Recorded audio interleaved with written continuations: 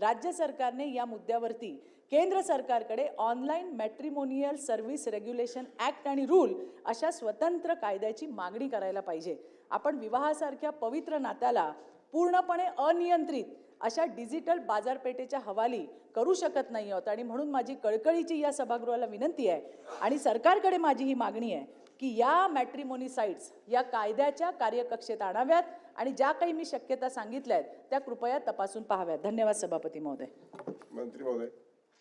सभापती महोदय, सम्माननीय सदस्य चित्राताई वाघ यांनी महत्त्वाची सूचना इथे मांडलेली आहे। एकंदरीत सर्वप्रथम आपल्याला कल्पना आहे ताई की केंद्राचा हा IT ॲक्ट आहे आणि 2021 साली केंद्र शासनाने या IT ॲक्टमध्ये काही सुधारणा करून बेसिकली ह्या सगळ्या मॅट्रिमोनियल ॲपमध्ये जे कोणी रजिस्ट्रेशन करतात त्यांचा जो काही डेटा येतो पहिल्यांदा ह्या डेटाचा ॲक्सेस हा आपल्या गव्हर्नमेंटकडे नसायचा किंवा ती माहिती आपल्याला हे जे कोणी ॲप ओनर्स आहेत ते द्यायचे नाहीत।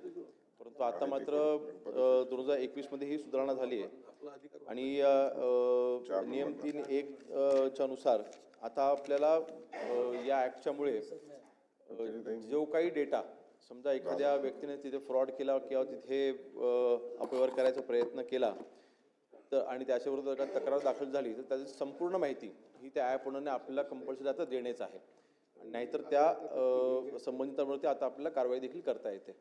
नंबर 1। नंबर 2, आपल्याला आपण इथे जे सुचवलेलं आहे की बेसिकली राज्य सरकारच्या मार्फत केंद्र सरकारला आपलं कळणं आवश्यक राहील की ह्यामध्ये मॅट्रिमोनियल ॲपच्या साठी सेपरेट तिथे एक विंग तयार करून किंवा त्याचं सेपरेट त्याची